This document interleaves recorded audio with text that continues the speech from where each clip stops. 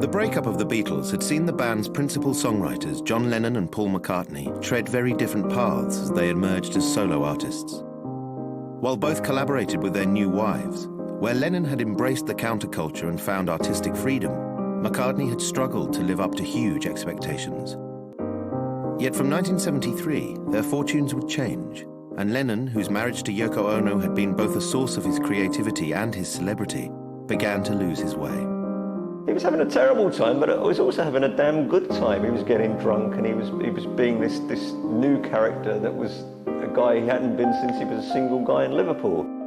It was like being back in the Hamburg days when John was frustrated. He was frustrated, and he was, in a way, he felt, I'm free now, but he had lost the touch to the ground. He took off. And McCartney, who had formed the band Wings in the early 70s, was about to re-emerge from the margins as one of the most successful artists of the decade. The optimism, the energy, I don't think ever died. I think what did die was the will to see it through. Everyone could gush. One, we don't dislike him anymore because he broke up the Beatles. Two, he's done really good work. And that was just enough to open the floodgates of, oh, he's back. We always knew he had it in him, and there we are, there's the proof. Just number one hit after number one hit after number one hit. The joke back then was that there were people who didn't know that Paul had been in a band before Wings. That was how sort of overwhelmingly popular they were on their own terms. There was still beauty and transcendence to be found. And for a time there, you know, from Band on the Run through Wings at the Speed of Sound and then the live album after that, they were at the absolute apex of the pop music scene.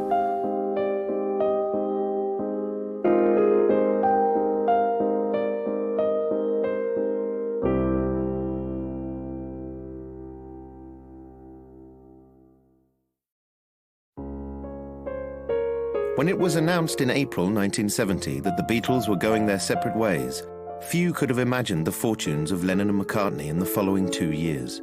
Lennon had already been establishing himself as a major recording artist in his own right, while the Beatles were still together, and the split seemed to him a liberation.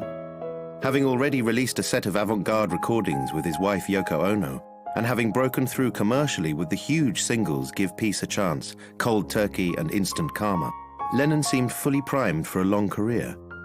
With his debut solo LP, the John Lennon Plastic Ono Band album, he teamed up with producer Phil Spector to create a stark masterpiece that confirmed him as a formidable solo talent. In my opinion, you know, some people say, oh, there's 4 or 5. I like everything on that record. And the things that I really like, things like God and Mother, I adore. And then the rest I think is wonderful because I think the music is wonderful. And the odd thing is, isn't it, that it's, in a way, it's a very produced record. But I mean, really, Plastic on a Band is a work of genius. It really is. It's probably a work of insanity, too, but so what? This apparent brilliance continued with the album Imagine the following year, and Lennon had successfully established himself as an artist now very distinct from the Beatles. McCartney, on the other hand, was struggling. Having been the driving force behind the Beatles during their final years, he had never wanted the liberation that Lennon so clearly craved, and left to his own devices, he felt lost. After 2 solo releases, in 1971 he decided to form another band, Wings, with ex-Moody Blues guitarist Denny Laine, drummer Denny Seiwell, and his wife Linda.